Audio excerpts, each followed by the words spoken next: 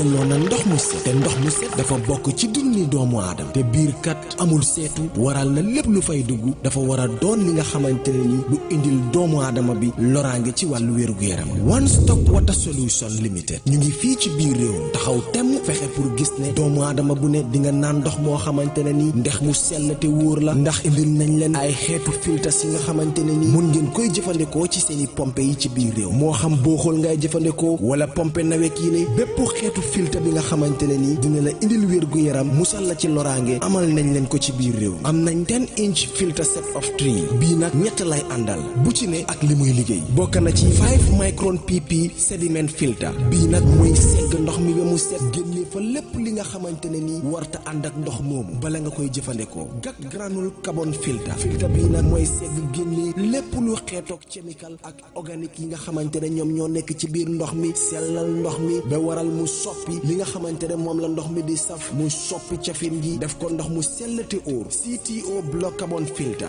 bii nag du yem rek ci segg ndox mi sellal ko ba mu sell waaye nag daf koy yokk ay ngéneel yi nga xamante ne ni day baax ci wér-gu-yaramu doomu aadama bi dëgëral waaye tamit yàggal lool sa yuur wi am nañ tamit 12-inch filter set of 3 boobu it liggéey bu nu mel lay def ñetti filter yépp benn bu ne ak lu muy liggéey am nañ 10-inch post carbon 10-inch coconut carbon 75 GPD pure one membrane bi amal nañ leen bépp xeetu water tank tàmbalee ko ci 500 litres 5000 ba ci 1000 litres ak plumbing fittings kon nag mbokk yi bu ngeen buggee naan ndex yu sell te wóor seeti leen One Stop Water Solution Limited suñu makkaan bu mag baa nga foofa ca Sukuta Highway Mariama Kunda Johnson wala nga call ñu ci 505 5691 796 8272 One Stop Water Solution Limited ndox mu set mooy yàggal dund ni doomu.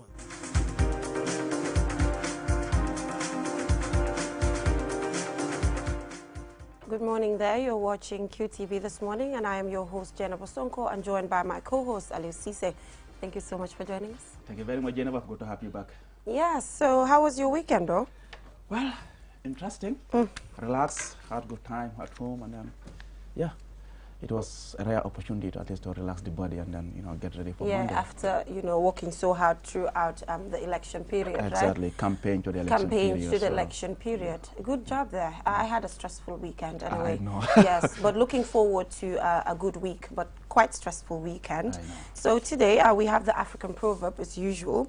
We have the newspaper review. We're joined by our guest here, Mamadou Mbodj, to help us analyze some of the stories that we have on the papers. Also on Community Watch, we'll be taking a look at the Gambia Federation of the Disabled as they celebrate International Human Rights Day, and we'll be joined by Magistrate Kurbali. And moving on social issues, after the landslide victory for President Adama Barrow, what is next? So we'll be joined by the Honorable Minister for Information, Ibrahim Asila, to tell us what actually is next. So, Aliou, what is our African proverb? Yeah, African proverb this week says, the lizard that jumped from the high Iroko tree to the ground told it will praise itself if no one else did. What it means, it means that a person must always stay happy about his or her achievements, even if nobody cares. Okay, and do you do that? Are you happy about your achievements, despite people frowning at it, which we see on a daily basis anyway? Well, indeed, I am proud, but equally humbled by the achievements, and then, yeah, I am. But Ali, what is your definition of being humble? Because when it comes to celebrating your achievements, it is attached to, humble, being humble as an individual. So what is your definition here? Humility. What is it? Yes, it's just to lower yourself low. I mean, not to, overexcited by what you think you have achieved in terms of how you deal with people. Okay. For instance, many people, once you achieve something, you believe you're above the moon, and you even think you're too big to interact with ordinary people on the streets and all that. For me, that's what humility is all about. Sometimes you go out on the streets and you meet with people, and they're like, oh, because when you hear Jenna Bosonko or you see Jenna Bosonko on the screen, and then you meet with Jenna Bosonko on the street, how you interact, with her might be different from how you perceived her before you meet her. So for me, that's how I see humility. Yeah. Like you should always bring yourself down and be the normal human being you are. Yeah. So humility for me, it's kind of similar. Like you mentioned, humility for me is being nice. Yeah.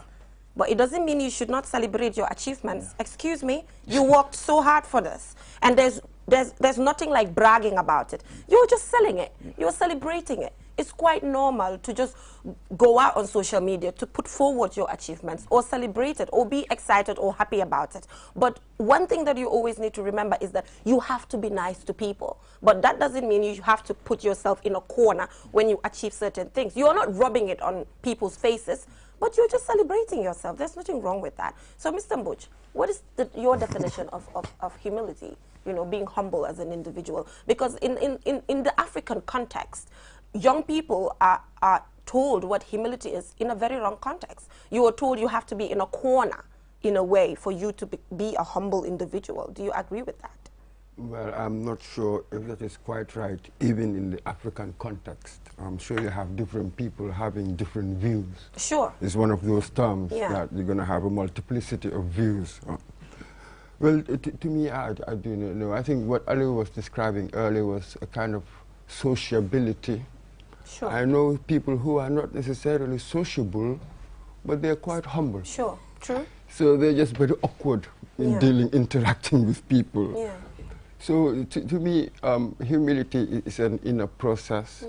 It's sort of thinking that it doesn't matter what I achieve, that doesn't give me any special extra status. Sure. It doesn't put me into an ivory tower, as it were. Yeah. So it's about how I see myself. You know what I mean? So it doesn't matter what. You're still morally the same as everyone else. So that is why I said, for me, humility is being nice. It doesn't mean, like you mentioned, you have to be socializing. Yeah, not necessarily. Not necessarily, but it's more of, you know, we have people who are quite reserved. It doesn't mean they're not humble. But generally, Mr. Mbutch, I know you said you don't kind of agree with what I said about the African context, putting you in a corner, but it is happening. I've seen instances where you're told to be quiet. No pill, demal talk, feleli waruloko, celebrate or waruloko. Wah. Absolutely. But what I'm trying to say here is that that sort of thinking, it's really universal. Yes. I mean, that's stereotyping. Exactly. Everywhere you go, they have their own stereotypes. Of course, yes, you have certain people who see humility that way. Exactly. And yes, and grown-ups and younger people, the interaction has been one-sided. It was always the young ones taking, you know, receiving instructions from the elders, you know, seniores priores, priority to the elders, as it were.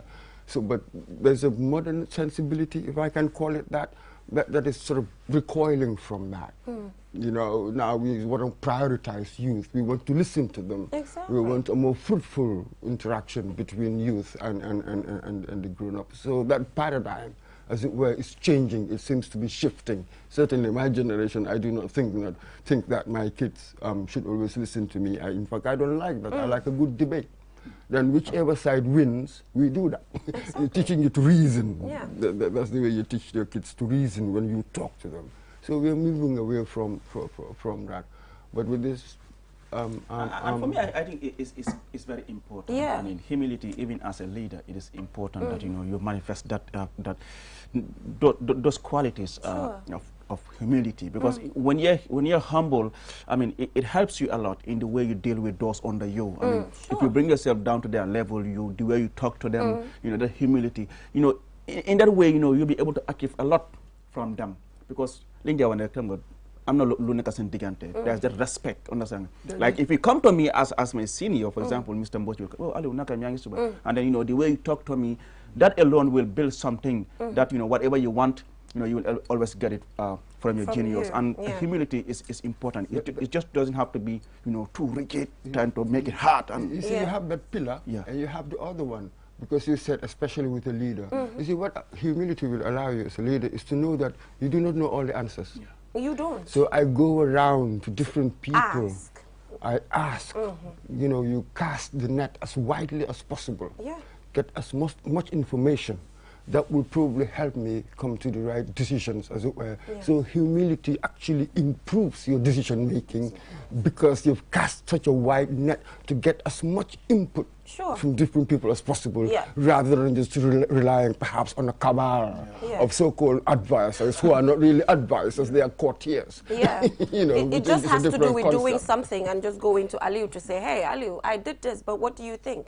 You never know what Aliu's input might bring. I think we are a bit apart from this, because I brought the issue of humility, you know, because sometimes it just, you know, gets on my nerves when people define humility in a wrong way, because I've been a victim as well, so it's good that I bring it out. But generally, coming down to the proverb, it means that a person must always stay happy about his or her achievement, even if nobody cares. Celebrate yourself, no matter how small the achievement is. Celebrate it, as long as it means that it is an achievement to you. I do that all the time, and it makes me happy. I don't know for you, Ali. Yeah, I do, but then I don't really get overexcited about it. It's not being overexcited, exactly. it's just and expressing how you feel, and just, you know, appreciating the efforts that you've put in as an individual. And for some reason, it pushes you to even achieve more, because you want to get that same feeling again. You work hard. Indeed. It's important. Yes, and it needs to be accepted. Anyway, moving on, we will go for a short commercial break, and when we come back, we will head right on to the newspaper review. Please stay tuned.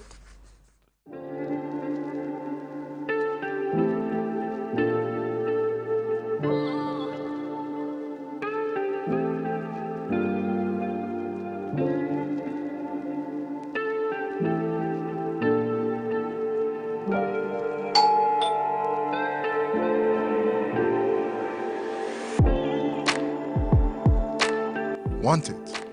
Order for it and pay quickly using QuickPay on the QMoney platform. With great technology comes ease and convenience.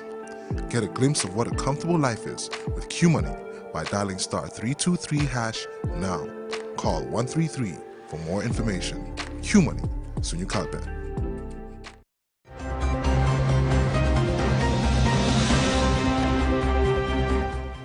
Welcome back from that short commercial break. If you're just tuning in, you're watching QTV this morning. If you've missed anything, do not worry. You have a chance to follow us on YouTube as well as on Facebook to stay up to date with what QTV has to offer in relation to QTV this morning. Special thanks goes to all of you following us on social media. Now we will head right on to the newspaper review. We already introduced our guests. We're joined by Mamadou Mbodj here. So Ali, what do we have on the Standard? Yeah, thank you very much, Jennifer. Welcome back, viewers, from that short break.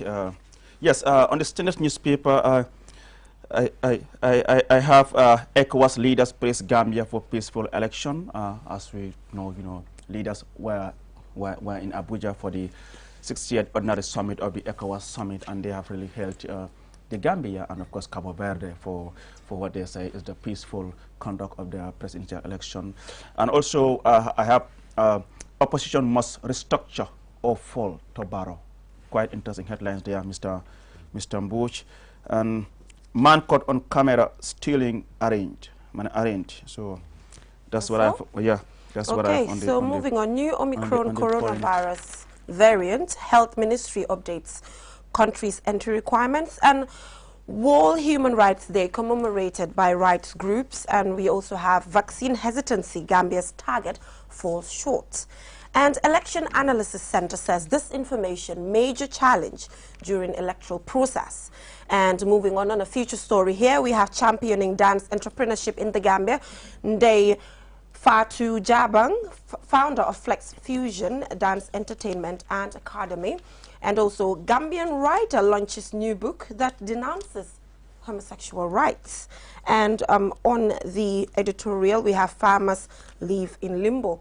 So yes, and Mr. finally on the Standard, stop press, UDP to file election petition today. Interesting there. Anyway, so Mr. Mbodj, Ali, I think it is quite normal that we start with human rights, as the country on the 10th celebrated World Human Rights Day, commemorated by rights group. That was the end of the 16 days of activism in relation to sexual and gender-based violence. So do you think as an African continent, how far have we gone in relation to ensuring each individual has their rights? How far have we gone? Because that's the question, that is the reflection that we are supposed to have when commemorating days as such. Why have we just stopped at African governments? Maybe the whole world. How far have we come in ensuring everybody's human rights? Not long ago, we were talking about the U.S. and the police treatment of black people. Sure. So everybody's got your Achilles heel, as it were. So we shouldn't be too hard on ourselves in that sense. And when you look at it, decade after decade, there appears to be improvements. But that is really what politics can do, as it were. A lot of it else will have to do with our attitudes, it has to do with social norms and all of that, which takes longer time, really, to deal with. So what can politics do, really, is to improve year by year. And we've seen in this country particularly that truly under Barrow, our human rights have sort of improved a lot. You know, his government has sort of like respected. It respects our human rights and the like. So we are seeing it, even with gender-based violence, obviously, when you look at the figures, they're woeful. It shouldn't be. But again, when you compare to the past, you see that there is some improvement. So this is it. I know that some of us are sort of impatient. We want to see things happen immediately, but we should be realistic and just make sure that there are measurable improvements year after year after year. Yeah, but within this period, there's not a lot of changes considering the coming of the COVID-19 pandemic. You know, it has skyrocketed, the cases of sexual and gender-based violence. Yeah, that's all over the world. Yes. Yeah, it's a special case. But what I mean is generally, attitudes are softening. I might be able to tell you that, for instance, when I was younger, or when I look at my mother's generation, what the women had, the rights they had compared to today, sitting here with you, Jennifer, and confronting a TV program, being to university, it's a huge leap. Maybe you may not appreciate it, but when you look at it from that perspective, that's a massive leap. But Mr. It is happening. Maybe what we are saying that the numbers that are not sufficient. We should have lots and lots of more women coming in, you know, as it were. But again, you really cannot force society in that way. I mean, if you want that, perhaps get a dictatorship. Then you enforce things. But under conditions of democracy, you are never going to force anything. Democracy's gains are always piecemeal, incremental, never radical, never big, so you better get real. Yeah, but the justification is that the mindsets haven't changed. They're gradually changing. Haven't enough, because families are living together, then we have cases of sexual and gender-based violence coming up. Your father sent you to school. Your father sent you to school, and you went to university. He changed his attitude has changed. If you go back, didn't have a choice. He didn't have a choice because things change, technology changed. Precisely the point. But in that instance, you don't have a choice. You must do it. But we're talking about perceptions here. But this is exactly the point. Change comes by so many different avenues. Obviously, with new technology, that will require a resetting and adaptation, as it were, to take it into account. Like they're pushed in a way. Change comes in all sorts of ways, and then gradually over time, the mindset, the generational gap they call it, there's always a generational gap. All of that comes in. So you don't have just one thing or two things happening. Things are always multidimensional. The technology is there that will change the ideas and attitudes, and the like norms are constantly fluid in the longer term. In the short term, they seem so fossilized, so, you know, concrete, so going to change. But over time, you realize the fundamental fluidity of all ideas. They all shift over time. This is the key. Moving on. You talk about the issue of change of mindset and all that, and you talk about how Gambia has really improved in terms of its human rights record. I mean, we have seen perhaps some people have been taking advantage of this newfound democracy. You talk about the change of mindset. I mean, what do you think should be the role of citizens as far as, you know, ensuring that this human right is sustained? I mean, sometimes, I mean, people might abuse it, and this might, you know, backlash on the public. It might change the leader at some point if care is not taken. Oh, absolutely. Given any idea, the potential for abuse always exists. Yeah. It doesn't matter what idea it is, including democracy. Yes, we've seen how, you know, post-Jammeh, because for a long time we had really lost the habit of doing democracy, of being in a democratic country, so knowing what to do, what are the decencies, the courtesies, as it were, that we need to observe. So we've lost that. Then suddenly democracy seems like a certain licentiousness. It's like you've been given the license to do or say whatever.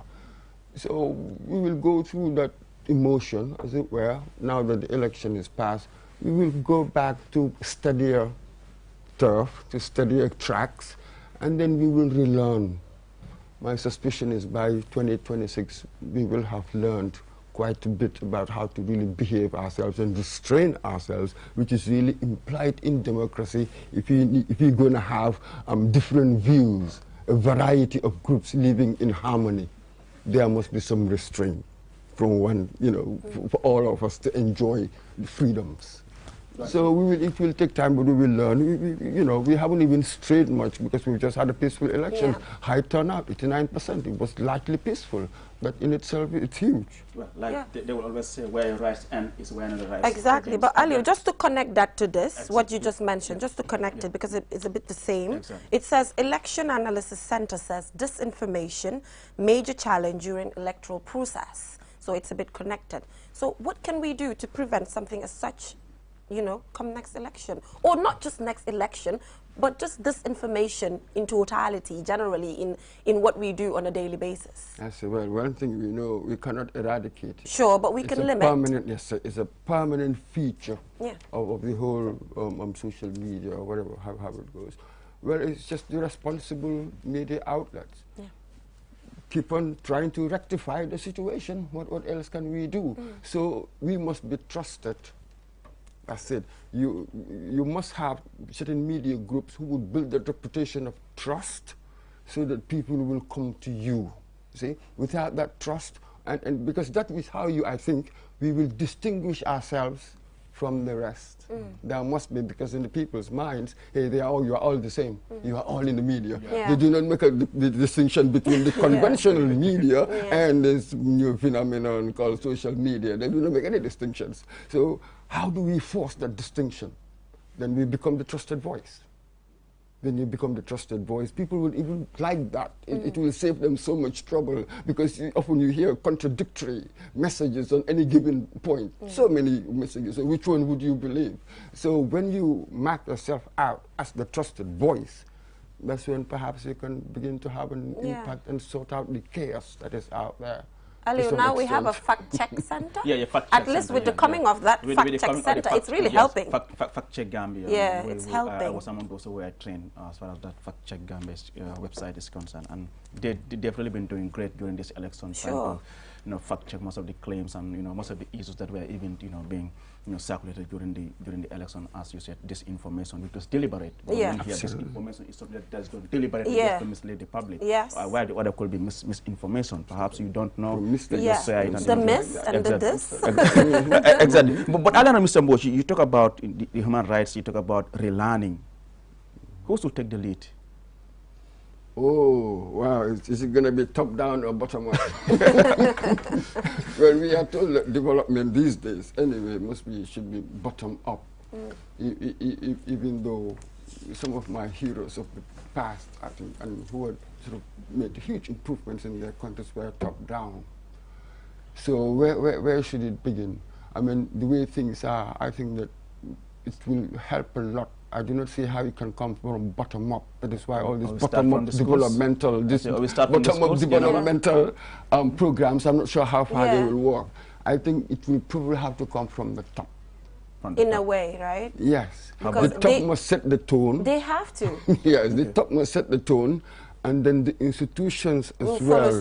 You see, that's said, when the head is right, I think the rest of the body tend to be That's where the brain is at the end of the day. Exactly. So with all these institutions, maybe the heads will be scared to do certain things. They'll do their work, knowing that the head, doesn't want anything else but achievement, success.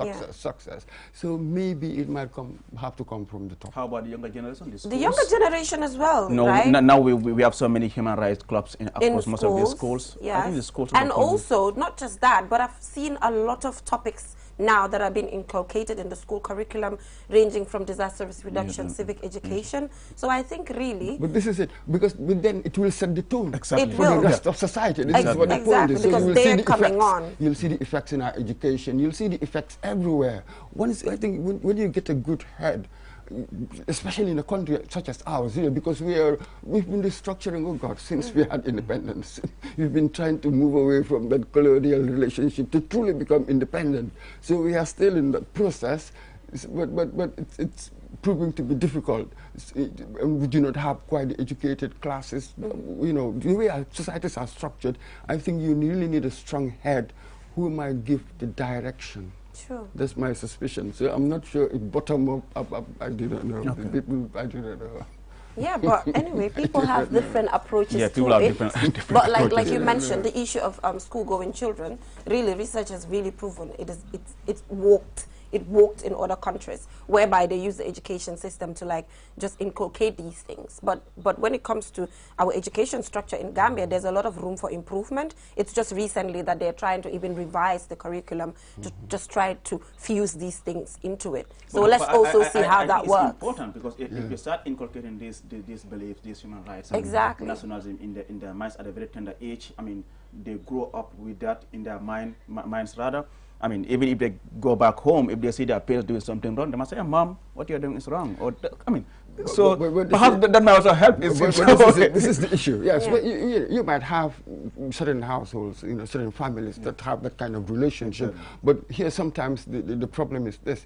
Whatever they might teach you at home, at school, if your parents, if they are not like that, you're going to have contradictory. Exactly, For a long time, you've been getting contradictory messages. Sure. Not just from schools. You'll be reading books and getting all sorts of ideas. Yeah. But man, your parents are not into that. They don't and care. in fact, when you go there and try to tell them those things, then learn, hey, Randu Fili, jangi nasarana. Wow, so that's just the thing. You see why social attitudes, why it takes a long time for it to change. Yeah. If you want an immediate change, you can have a dictatorship. But where you allow people to be free, man, you are in for a long haul. Exactly. And then you will have to do a lot of awareness raising, sensitization, wasting money. It wouldn't be wasting money because these are the tools. This is how you These are the change tools. attitudes. But then when it comes to awareness raising, we can take another direction. Because the current direction that we are using is not really working in a way.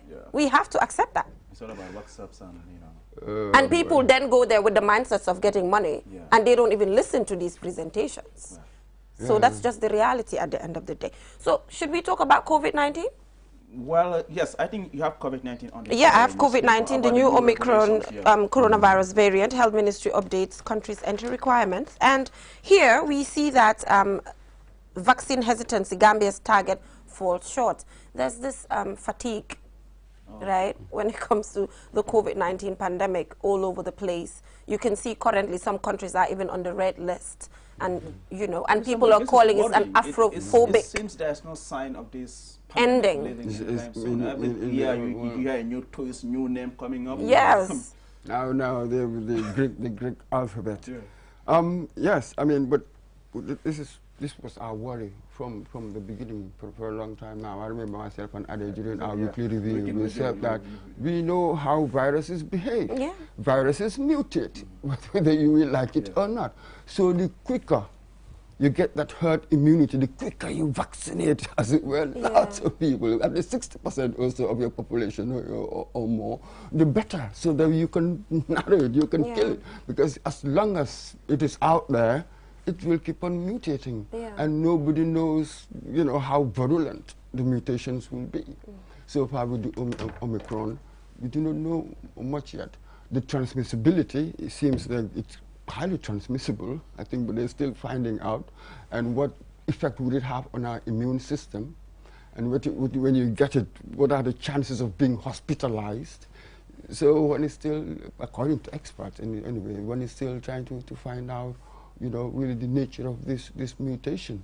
So absolutely, and with us, God, we were hoping that the third season would be fantastic because the early signs showed that it was going to be, some people have called it a bumper, as it were, season. And now suddenly, this X factor, is sort of posing as a threat, a question mark, has put a question mark on the rest of the season, because normally by December, January, that's when they come from UK, which is now a hot spot in many ways. And they have associated the Omicron to Africa, in a way. So it's really awful. It's really, yes. And a lot of people, you're right, some people, even in the West, the fatigue. Yeah. There's a COVID-19 fatigue in many ways.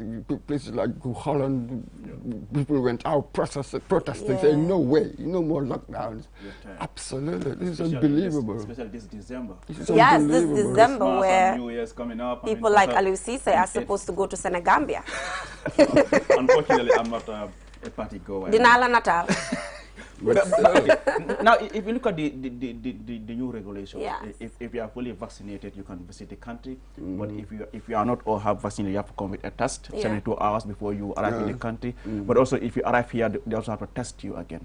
Do you think that's enough? I think that is with the Omicron variant, I think, isn't it?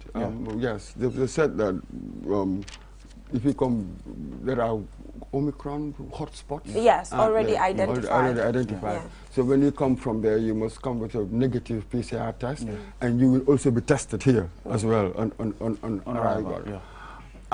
Yes, that seems to me reasonable. I don't see why not. As long as it is strictly applied, it seems to me reasonable. We simply just cannot completely shut down, I imagine. You know what I mean? We are taking certain risks, granted, but any decision you take now regarding this COVID-19, how we're battling it, you'll be taking certain risks. you know, you win somewhere and lose somewhere else. So this is the nature of how to balance it out. I don't think we should completely shut off. I don't think so. So it seems perfectly reasonable, the measures that they've taken. Yeah, it is very reasonable. I can confirm that this is reasonable because recently I've attended an event where I need to do a COVID-19 test every single day before I get into the center. So this is quite reasonable, considering when they come here, they're free to visit anywhere without having to do a test prior to just going into any outlet. So it's quite reasonable. So imagine that. No, this is just like I could justify I have no problem as, you know, this is just a sign of a responsible government. You really have to protect your people, and it's the only way you can protect people. And as much as you're going to stop people from visiting the country, there must be measures to ensure that, you know, people are protected. Yes, so I think it's important. We are in the tourist season, people are visiting the country. Yes, for me. So moving on the standard, we have opposition must restructure or fall to borrow. What restructuring do you think the opposition should do to be able to, you know, be there and continue the work they're doing, or selling their agenda? Yes, I was looking at that. What written by him, isn't it? The university. Yeah, Lamin Keita, a PhD political science fellow at Northwestern University in the US. Absolutely, I read his piece. It's quite interesting. Now, so for us, we've been thinking about this for a while now. I don't think he means there should be a coalition. No, not at all. Maybe each must restructure in a way that you can provide the opposition, become a credible opposition to the NPP. Now, this is interesting because we were thinking, myself and some of the friends the other day, now imagine Darboe will be gone, given his age. We all suspect that that was really the last presidential election that he has contested in. So now, often with these things, succession, how would they survive that? That will be a major challenge. Who is going to succeed? We hope that wouldn't split the party. You just never know. We've seen this time and time again. And even with PDOIS, with Halifa gone, Sidia is also of a certain age, let's be honest with ourselves. So the younger cadre, who would it be?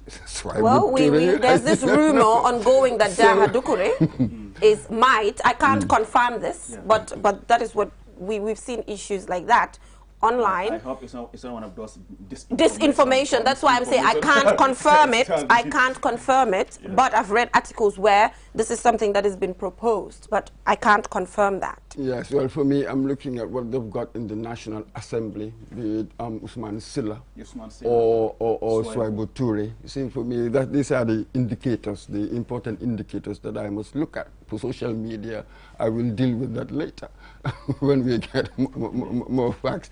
So these will be key hurdles for these parties, and how would they, that's the message, how would they perform, for instance, in the National Assembly? There is a danger, yes, I will call it a danger, of the NPP sweeping the National Assembly that will give the president perhaps too much power. I don't think that is, we need that. It should be balanced. There should be more. They should try harder. We don't want to sweep, and there is that danger if they do not get their house in order. We need a credible opposition for democracy to work. This is exactly what the point is. Well, I think this is something we've been singing here quite a long time on this particular program. So moving on, let's just take a look at something human interest. We have 4 minutes to go.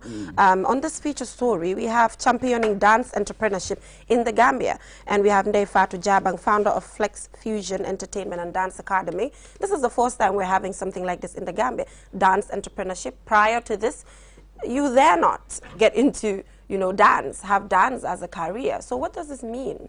What do you mean you dare not? In a structured way.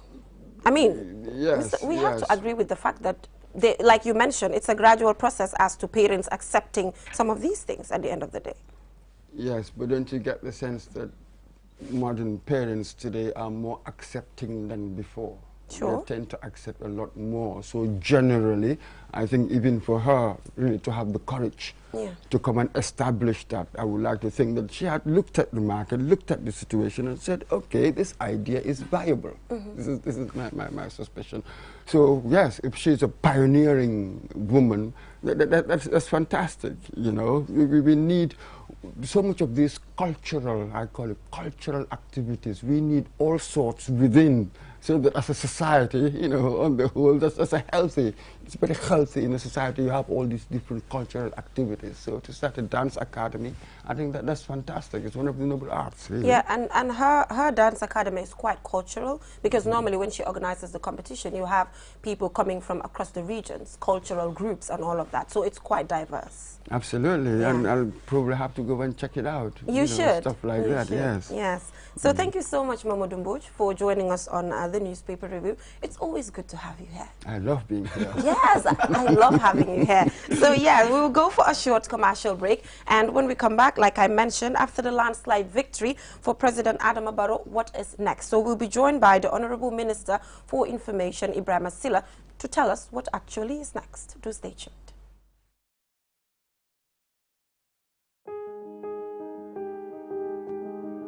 With so many things to do in a single day, it's important to have a network you can trust. When there's family and friends to connect with and business calls to make, you need a network that is reliable and fast. Talk longer, browse faster, go farther, and roam wider. When your network is solid, the world is your oyster. QCell, your trusted network in the Gambia.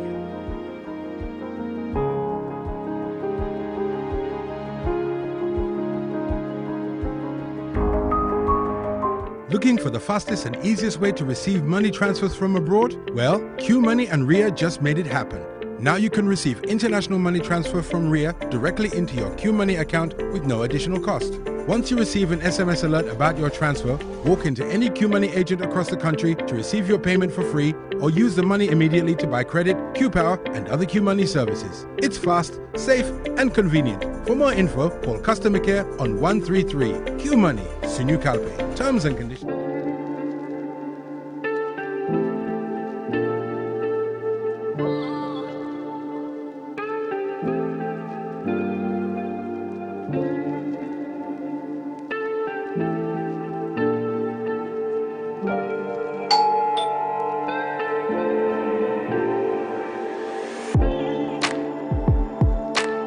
Want it?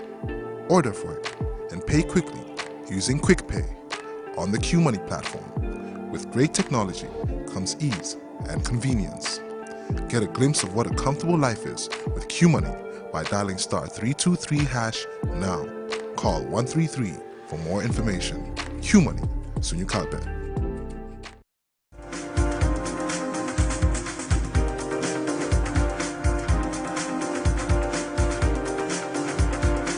Election, I hereby declare Adama Barrow duly elected to serve as President of the Republic of Gambia.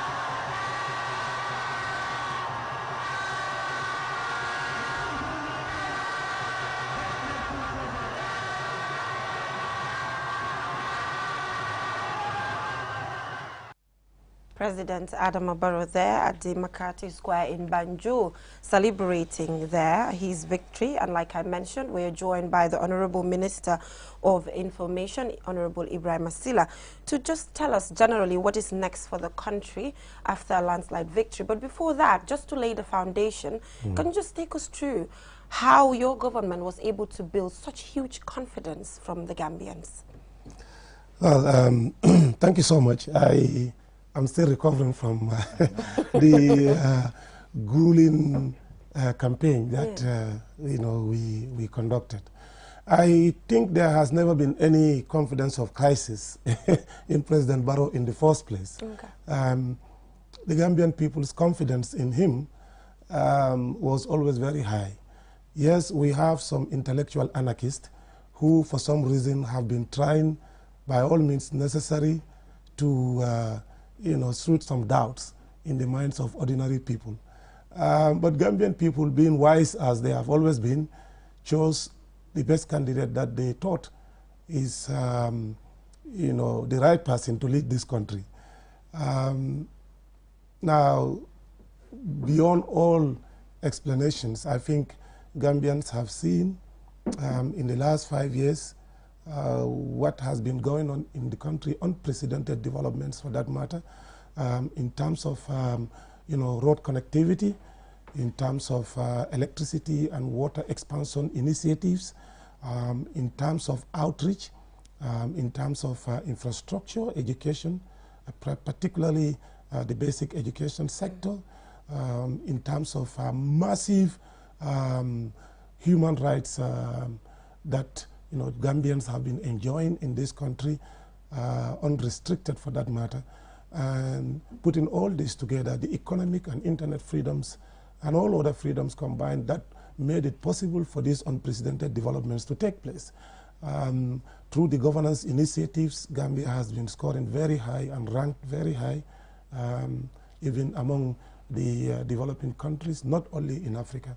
So all these things put together, and knowing that we needed continuity, Gambians thought it necessary to vote for real development activities instead of fallacies of promises by the opposition.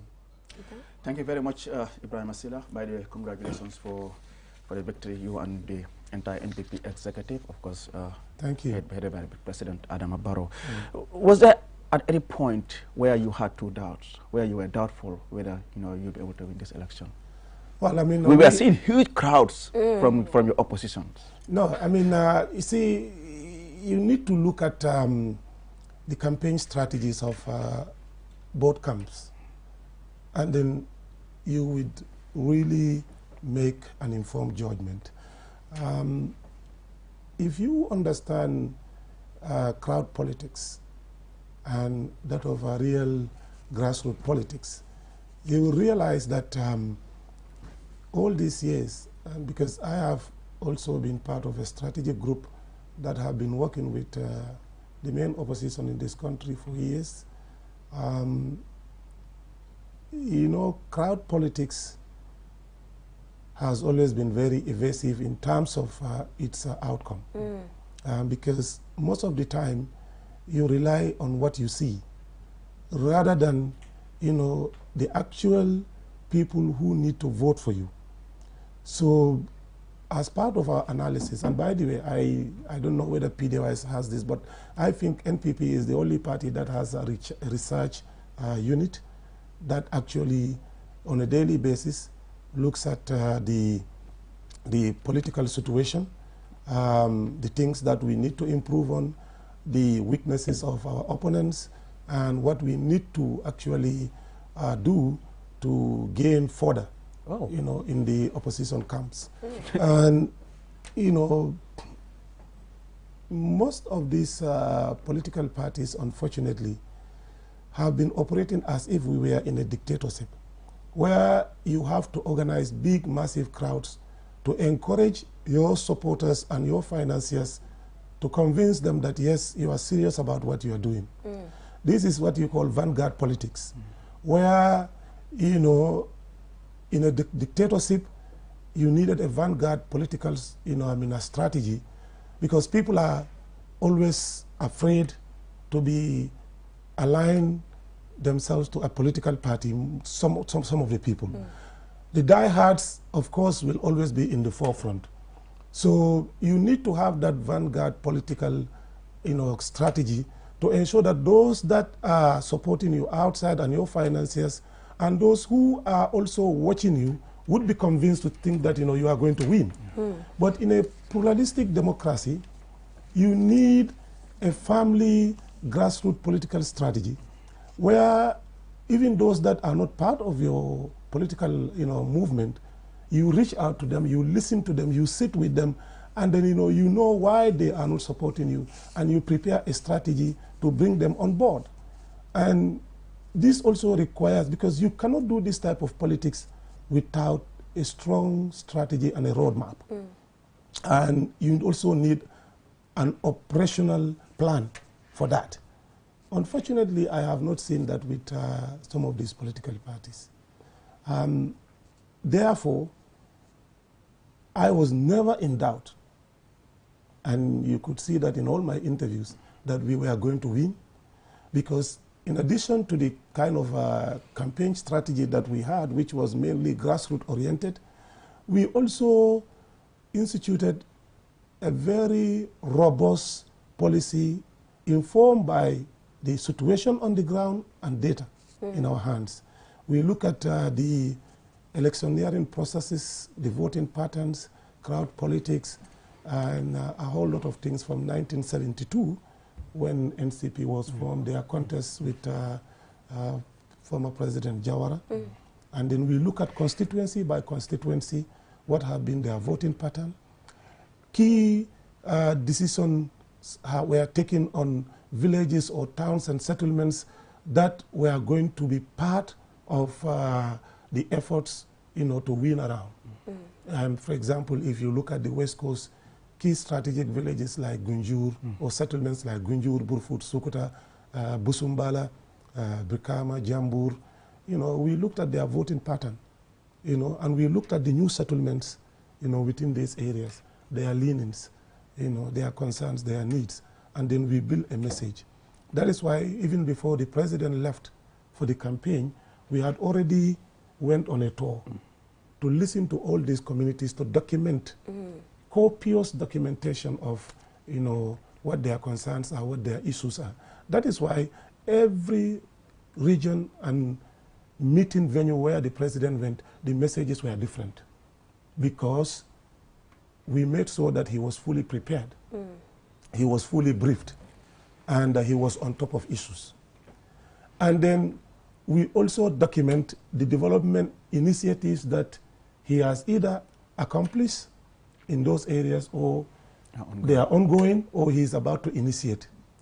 And these messages resonated well with the voters. All right?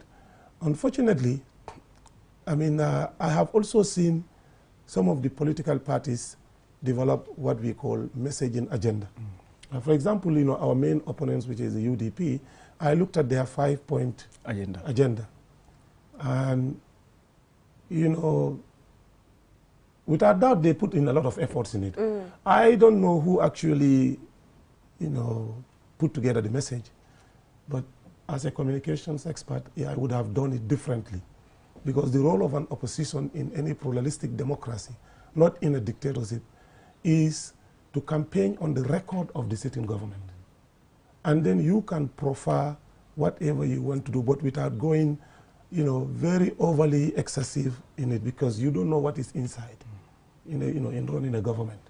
You may have an idea, but you don't have the complex issues, in your hand.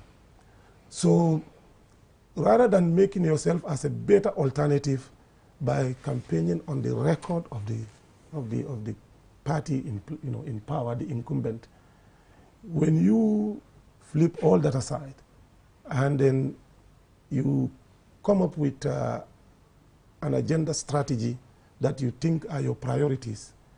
For us, as a head of communication for the NPP, rather than challenging them on their messaging strategy, we develop an alternative messaging. That is why we mobilize the entire media you know, to show to the Gambians that what your opposition are talking, we have already done them. Because you read about their education intervention. We have already built more than 4,000 classrooms in this country. Some of them were refurbished. Everything put together. You know, we built massive infrastructure for the basic education sector. We built in, you know, even headquarters. I mean quarters for teachers. You know, we solarized schools. We provided water.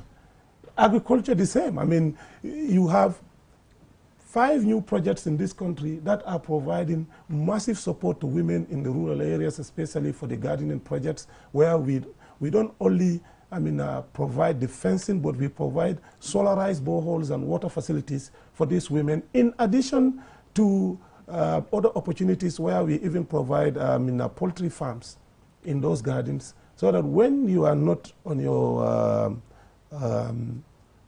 gardening projects, you can also rely on income coming from the poultry and also beekeeping. Okay. Right? And a lot of other things. I mean, so many other things. So rather than, you know, campaign on what the opposition is at fault with their messaging, we develop alternative messages for people to know that, in fact, what these people are talking about, we have already done them, and we are moving to the next stage. So that was the massive difference. And we did this in all the 8 languages in this country: English, Mandinka, Wolof, Fula, Jola, Sarahule, Serer, and Manjago. You know, in all of, and the other thing is belief in Gambians. Initially, I have seen the opposition running to Senegal to mobilize Senegalese media, thinking that those can discredit the popular voice in this country. We instead relied on the radio stations and television stations and media outlets, social media outlets owned by Gambians, but some of them operating outside the Gambia, to do our messaging on our behalf, in addition to ground to ground. That is why we did not rely on big crowds other than the ones where the president attended, because we knew that our messages were already, you know, getting across to the people. But more importantly, we also utilize social media effectively. NPP is a very structured political party, because when the party was set up, we went on a fact-finding, and we looked at the political terrain. We studied it very carefully, and then we came up with an alternative, you know, strategy, an agenda as a party, based on 3 key factors: the face of our leader, the president, which is tolerance, peace, and, you know, unity. Then diversity as part of our second one, and third one, you know, infrastructural development. So these are the core issues that we brand ourselves through, and then we start what we call massive mobilization and retention strategy of membership, because you can have members, but you find it difficult to retain them, and through that, we set up, you know, committees in every village and settlement in this country. Wherever you go in this country, even if you are only 100 people, you have a minimum of 23 people as members of the NPP committee. Every village in this country. And each of these villages, they have their own WhatsApp group and other social media groups. That, for example, when we want to send a message, we record immediately in all the languages. It is shared across. Even those that cannot get a connection, somebody will, for example, if you're in the rural areas, in the Basse area, you will have the opportunity to go to our regional bureau. We have internet connections. You download these messages and you go and play it to your people.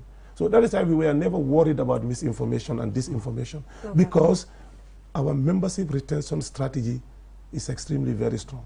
Yes, so I think, Aliu, the Honorable Minister is trying to justify here that because President Adama Barrow is not the incumbent, that is why he won. They did their grassroots politics and ensured that he's there. Yeah. But there are just some few points that you talked about while you were giving the reason why the NPP is able to win this. That is that you were able to build a huge number of classrooms. Yeah. So now let's go on to what is next. How are you also working towards the quality of the education that we have in the country? You talked about infrastructural development. To further have infrastructural development, we need Gambians to be educated, to champion it themselves. So how is your government going to work towards the quality of the education we are talking about? Well, I can only re-echo what President Barrow said in his press conference, that you cannot have quality education when you don't focus on infrastructure, because in a situation where you have more than 100 people cramped in a classroom,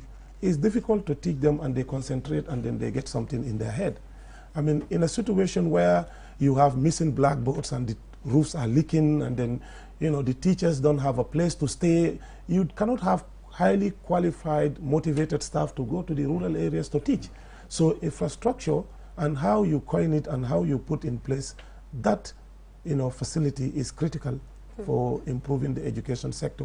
You know, until recently, you can, I think, all agree to this, that many of the high-performing students or peoples used to be in the Greater Banjul area because things were much better here compared to the rural areas. But now we have seen a paradigm shift where you have a lot of young people, you know, from the rural areas who are performing extremely very well. In fact, I think a school in North Bank last year or year before last came out, you know, as best. You know, I think Nyomi, one of the schools. You know, we have seen a lot of schools in the rural areas whose pupils are really doing very well in the grade 9 exams. So this is because infrastructural development for the education sector is a key priority. And also, I mean, a lot of policy shift are taking place.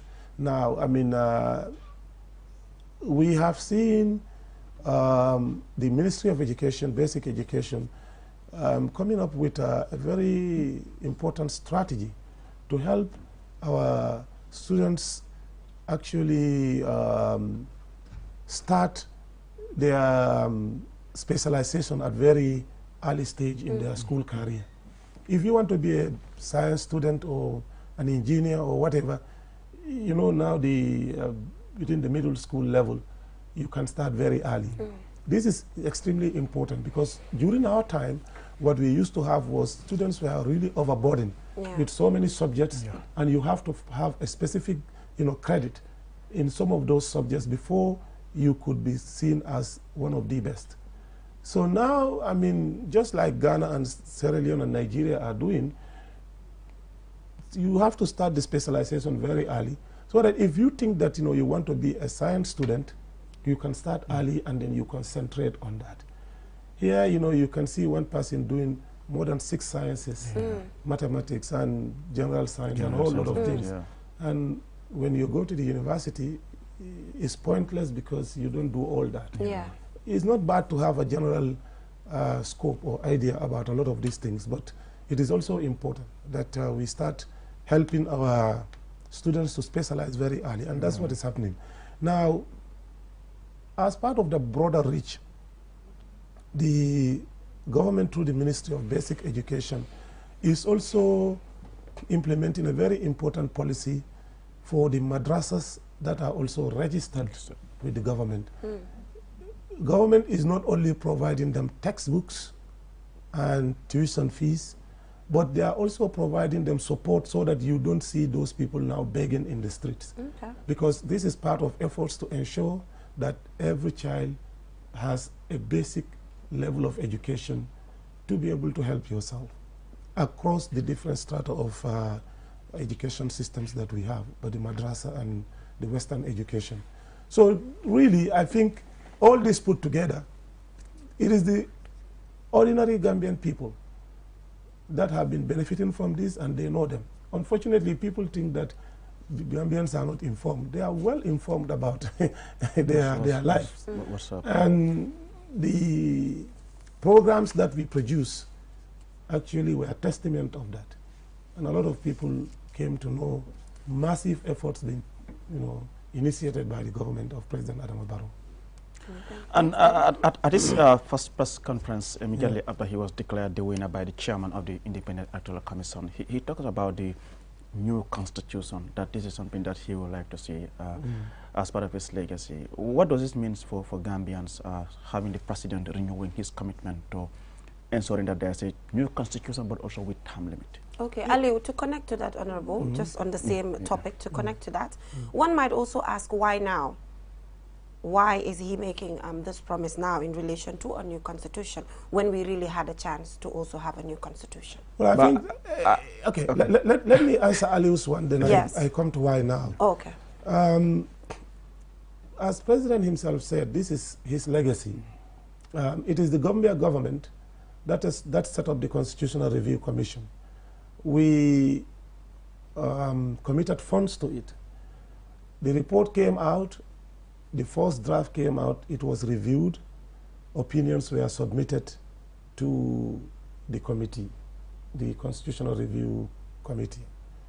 And they came out with a second draft, which was submitted to government for onward transmission to the National Assembly. In all honesty, we did that. We ensured that nothing was changed from that. Remember, the legislature is also a co-equal branch of the government, of the executive. They are independent. And also remember that more than half of the members of that National Assembly, or even almost 3/4 of that National Assembly, are members of the biggest opposition party, the UDP. All others are also opposition parties, except the NRP, which is part of the government. Yeah.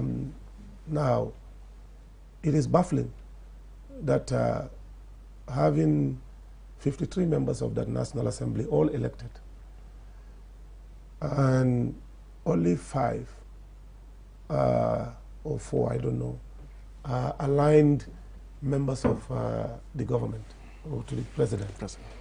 Yet they could not come out with the constitution as presented to them.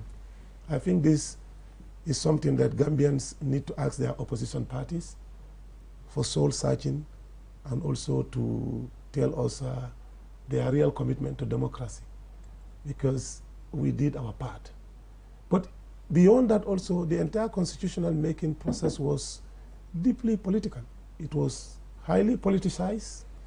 We have seen how some of our people actually made it so difficult to even arrive on a conclusion.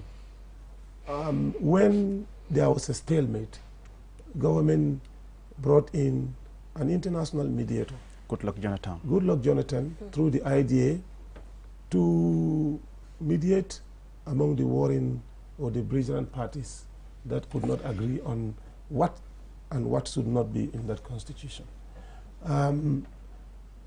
They went to Nigeria, I think twice. Several meetings were held in the Gambia, and they could not agree. That is the height of commitment that the Gambia government could give.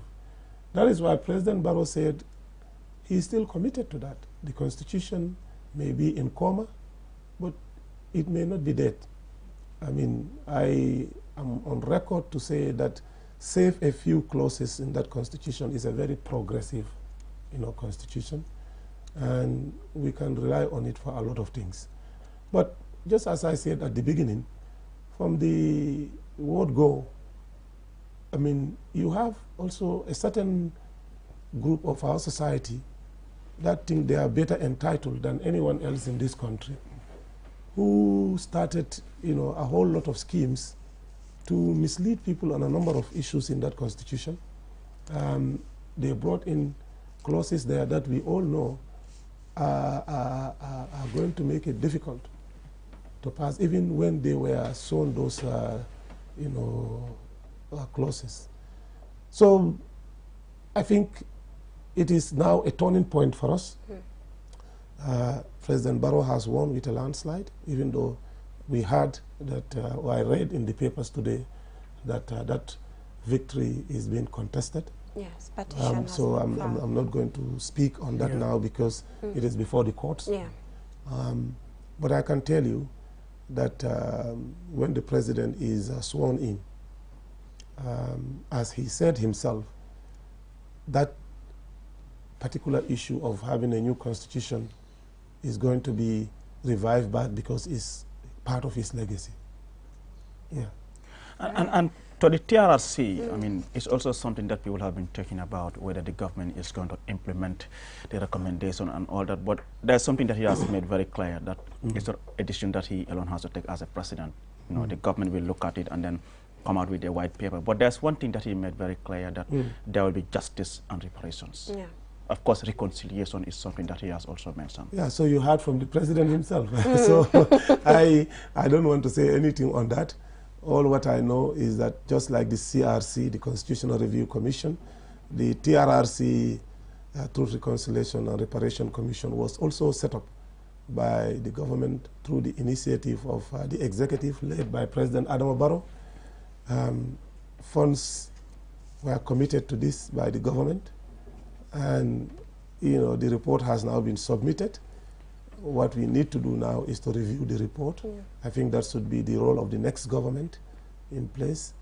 And then any decision, I know Gambians will be fully informed of the outcome. So moving on, part of some of the things that were mentioned by President Adama Barrow during the campaign had to do with waste management, because waste management in the Gambia is a huge problem. It is. He mentioned the backwater dump site.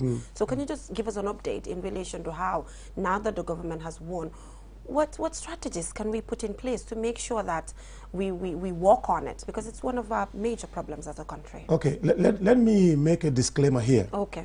I cannot talk about anything that the future government is going to do, because I'm not part of that government yet. You know, I don't know whether, let me make that, you know, Honorable, okay. Honorable. I cannot talk about the future. Okay. Because by doing that, it will be a disservice. Okay. It is the president who selects his team. It is the president who appoints his cabinet.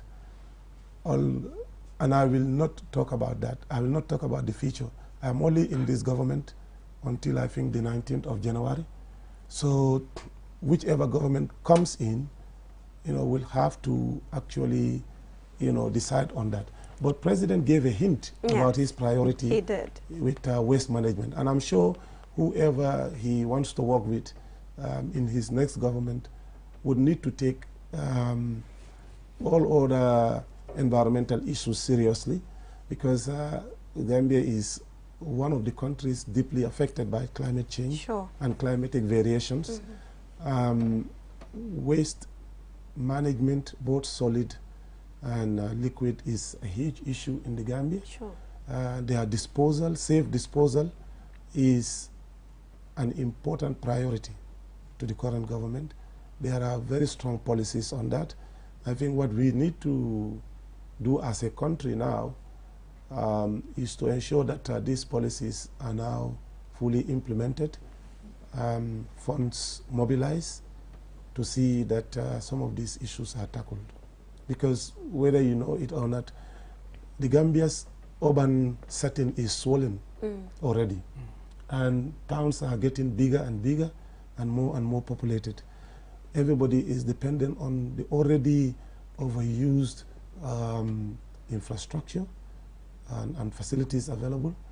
So developing the rural setup to reduce the rural-urban migration and to reduce the stress burden on the infrastructure in the urban areas is paramount for our overall development.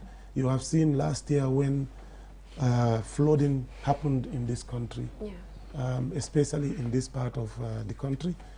A lot of homes that we thought were, you know, flood-free were flooded, and a lot of damage actually happened. So that shows that, you know, so much attention and focus need to be put on urban infrastructure, but also address the root causes of rural-urban migration. Okay. So, Honorable Minister, also, should we expect to see the NPP, you know, joining other political parties? Not joining per se, but just coming together to exchange ideas in relation to taking Gambia forward. I mean, you talked about UDP's 5-point agenda is there. DOI had their agenda. Each political party had their agenda, all with the intention of taking Gambia forward. So should we expect a conference maybe where all these parties will come together in the name of taking Gambia forward? Well, I don't know whether there will be a conference, but one thing that I can tell you is that we all share this country, and ideas to develop this country, from which quarter it comes from, should be taken seriously. You don't necessarily have to be in the same government with people to share a common agenda for the development of this country. I have had the opportunity of reading extensively the manifestos of all these political parties that contested. I have seen some fantastic novel ideas that they want to do. I have seen also some repetitions that we have done already, and we have passed those stages.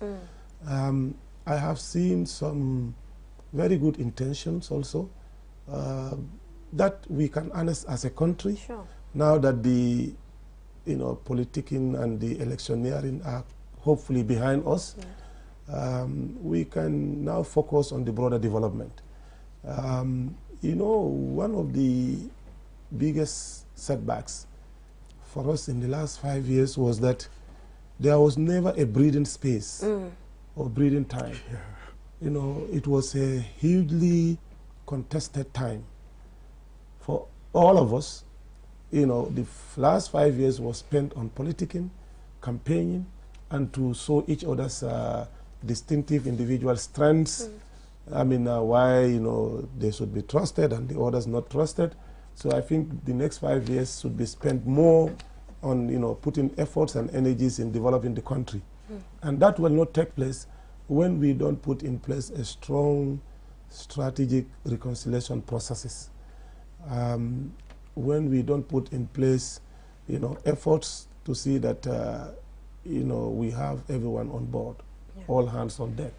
You don't necessarily have to work with the government to be able to be on board. Yeah, and considering the fact that currently we have a strong inter-party committee, they have done so well during this election, so they can champion this. I think it's a good recommendation for them. Yeah, let me say that, at the party level, there has never been any acrimony. Our differences aside, we have a very strong mechanism in place where we can easily settle disputes and, imagine conflicts, among the parties. And that is why I think credit to President Barrow's tolerance and commitment to pluralistic democracy, but also that a willing opposition parties that actually, were ready to be part of the efforts to advance our democracy. To the point that trust was engendered and that everybody thought the best way to move this country was through competitive politics, but in a manner that is actually within the remits of the law. Yeah, thank you so much, Honorable Minister, for joining us on this morning. He just said he's not yet part of the next. So we should we say good luck? No, anyway, Honorable Minister is staying. Yeah, well, I don't know. Let's, sometimes as a human being, you can wish something for yourself, but it may not be good for you. So thank you. Let us pray whatever is good for you, that comes. All right. Thank you so much, Honorable Minister, for joining us on the program. So moving on, we'll go for a short break. And when we come back, we will head right on to Community Watch. And we'll be joined by a representative from the Gambia Federation of the Disabled as they celebrate International Human Rights Day. Do stay tuned.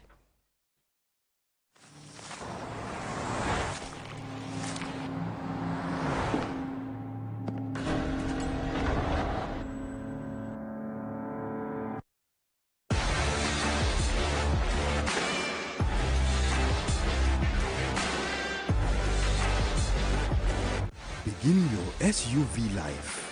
S-Pass Motors, the new authorized dealer for Kia.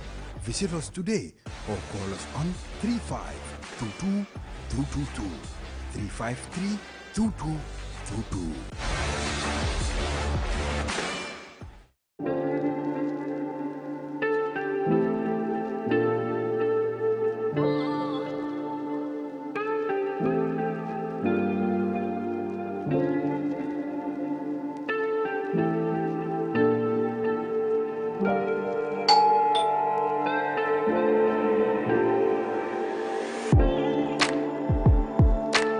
Want it? Order for it and pay quickly using QuickPay on the QMoney platform With great technology comes ease and convenience. Get a glimpse of what a comfortable life is with Q-Money by dialing *323# now. Call 133 for more information. Q-Money, Sunyukalpe. With so many things to do in a single day, it's important to have a network you can trust. When there's family and friends to connect with and business calls to make, you need a network that is reliable and fast. Talk longer, browse faster, go farther, and roam wider.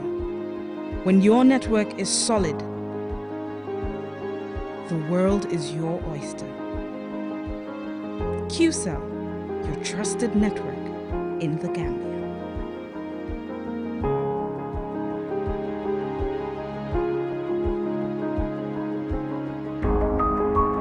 Looking for the fastest and easiest way to receive money transfers from abroad? Well, Q-Money and RIA just made it happen. Now you can receive international money transfer from RIA directly into your Q-Money account with no additional cost. Once you receive an SMS alert about your transfer, walk into any Q-Money agent across the country to receive your payment for free, or use the money immediately to buy credit, Q-Power, and other Q-Money services. It's fast, safe, and convenient. For more info, call customer care on 133. Q-Money, Sunyukalpe. Terms and conditions apply.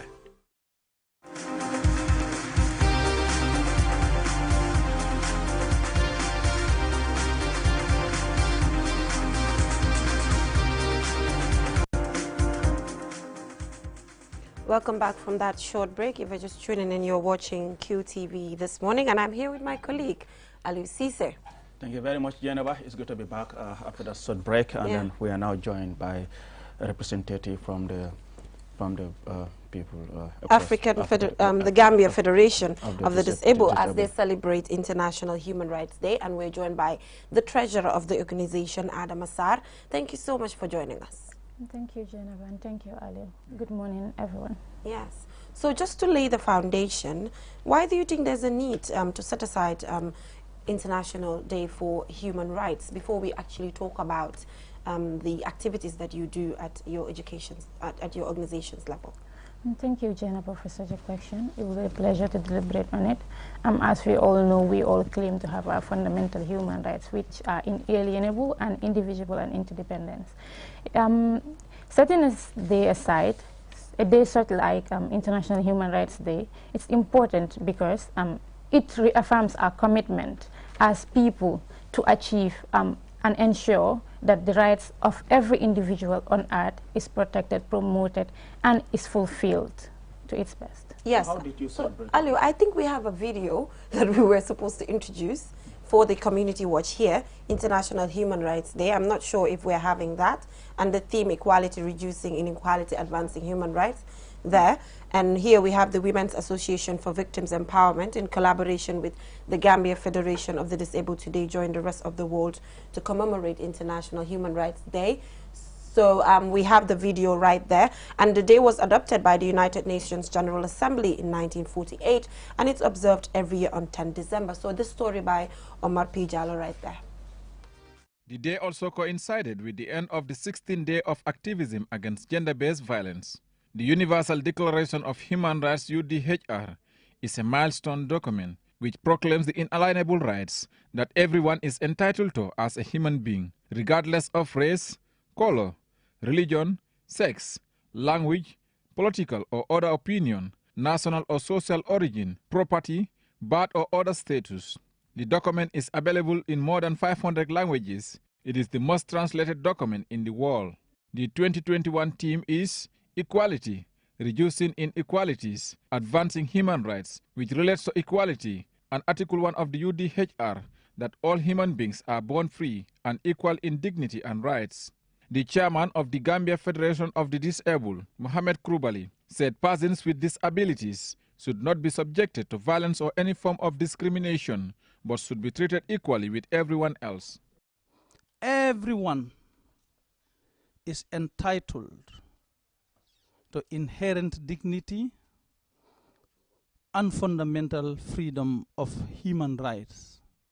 Here, everyone includes women with disabilities, is entitled to all fundamental freedom, justice, equality, and freedom in the world.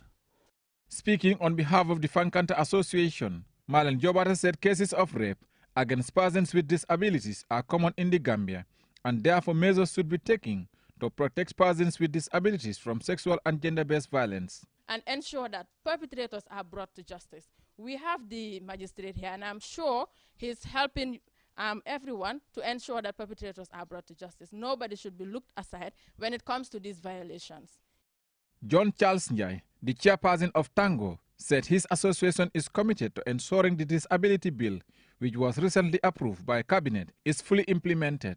How can we work together to ensure that the government supports people living with disability, especially you, the women? What you need to realize your potential, what you need to grow, what you need to develop, you must have, because Gambia is yours as much as it is mine. Adam Assad, the treasurer of the Gambia Federation of Disabled and a differently able person, pledged to stand for equality and non-discrimination, especially for persons with disabilities. So tutal sa bopa tam kenen ku nek ci biti dina la tutal yow gomal sa bopa xamne yow mun nga defal sa bopa lu kenen ki nga xamne amul disability di defal bopam. The principles of equality and non-discrimination are aligned with the 2030 agenda and with the UN approach set out in the document shared framework on leaving no one behind.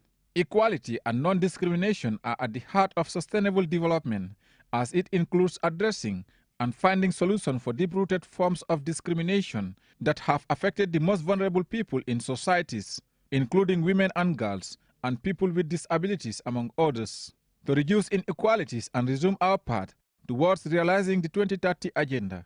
Reporting for QTV News, I am Omar P. Jallo. That story there by Omar P. Jallo on International Human Rights Day, and we're here with Adam Assad, and comme noko waxe fofu rek yaay gum sa bopa nga xamne mën nga ko defal sa bopa bu la ko keneen defalut. So, you know, due to time constraints, I think we're just going to move fast. Yes, let's talk about how you think in the Gambia here human rights can be better strengthened, you know, in relation to women. And, you know, in your case here, working hard to make sure that people who are albinos are comfortably living in the country, just generally. What strategies do you think can be put in place to further strengthen it? Basically, if I'm to start first, I guess we need to look at our policies, review them, and come up with better policies that are inclusive of all, leaving no one behind. Currently, if you look at the Gambian context, we only have the recently passed Disability Act, which we only have as a document to rely on, which ensures that our rights are fully implemented. Currently, according to the Department of Social Welfare, they are reviewing the integrated disability policy, which was from 2009 to 2018, but it was never validated. If you look at the manifesto, we had a consultative meeting with IRI where, as persons with disabilities, we developed a manifesto for the incoming government. And if you look at it, among our first priorities was this, that the National Integrated Disability Policy be validated so that at least our rights, as incorporated into the Persons with Disabilities Act 2021, will be further strengthened. And also, the most important here, if I am to say, is creating awareness and sensitization.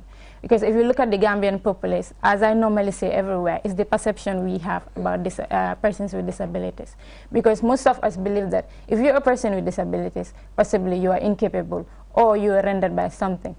Everybody in the world has a disability, I can say. Maybe for us it's not hidden, but for others it's not seen. True. But for us it is seen. True. So if that perception about us being incapable of what we can do, it's eradicated, or at least it's reduced to a minimum level, I guess we can pave a way forward for persons living with disabilities in this country. Hello? Yeah. Yeah, so due to time constraints, I'm afraid we might have to let you. But just quickly, at your level as an organization, at the federation, what activities do you do just to ensure that everybody feels comfortable? Just quickly, in a minute. The federation, anyway, as we all know, serves as the liaison between persons with disabilities and government. It coordinates the activities of persons with disabilities in this country. Yeah. We normally conduct workshops trainings and community outreach, because at times, as we all know, we have DPOs across the country, from Banjul to Basse. So we normally visit our regional DPOs once in a while, sit, discuss with them, know the issues that people with disabilities living in the rural Gambia are facing. And also, we do bring them together here, form workshops, trainings, to train them on different issues like leadership training, so Adama, thank you so much. I think, Ali, we have to bring Adama back here. This is a very interesting topic that we need to talk about. But so I'm afraid that is all that we have time for in this edition of This Morning. Till we come your way tomorrow with another interesting program. Bye for now. adama bu ne yelloo na ndox mu set te ndox mu set dafa bokk ci dunni doomu aadama te biir kat amul seetu waral na lépp lu fay dugg dafa war a doon li nga xamante ne ni du indil doomu aadama bi loraange ci wàllu wérugu yaram One Stop Water Solution Limited ñu ngi fii ci biir réew taxaw temm fexe pour gis ne doomu aadama bu ne di nga naan ndox moo xamante ne ni ndox mu sell te wóor la ndax indil nañ leen ay xeetu filtres yi nga xamante ne ni mun ngeen koy jëfandikoo ci seeni pompe yi ci biir réew moo xam booxool ngay jëfandikoo wala pompe nawek yi bépp xeetu filtre bi nga xamante ne ni dina la indil wér gu yaram musal la ci loraange amal nañ leen ko ci biir réew am nañ 10-inch filter set of 3 bii nag ñett lay àndal bu ci ne ak li muy liggéey bokk na ci 5 micron pp sediment filter bii nag mooy segg ndox mi ba mu set génnee fa lépp li nga xamante ne ni warta ànd ak ndox moomu bala nga koy jëfandikoo gat granule carbon filter bii nag mooy segg génnee lépp lu xeetoog chemical ak organique yi nga xamante ne ñoom ñoo nekk ci biir ndox mi sellal ndox mi ba waral mu soppi li nga xamante ne moom la ndox mi di saf mu soppi cafin gi def ko ndox mu sellate óor CTO block carbon filter bii nag du yem rek ci segg ndox mi sellal ko ba mu sell waaye nag daf koy yokk ay ngéneel yi nga xamante ne ni day baax ci wér gu yaramu doomu aadama bi dëgëral waaye tamit yàggal lool sa yuur wi am nañ tamit 12-inch filter set of 3 boobu it liggéey bu nu mel lay def ñetti filter yépp benn bu ne ak lu muy liggéey am nañ 10-inch post carbon 10-inch coconut carbon 75 GPD PO1 membrane bi amal nañ leen bépp xeetu water tank tàmbalee ko ci 500 litres 5000 ba ci 1000 litres ak plumbing fittings kon nag mbokk yi bu ngeen buggee naan ndex yu sell te wóor seeti leen One Stop Water Solution Limited suñu makkaan bu mag baa nga foofa ca Sukuta Highway Mariama Kunda Johnson wala nga call ñu ci 505 5691 796 8272 One Stop Water Solution Limited ndox mu set mooy yàggal dund ni doom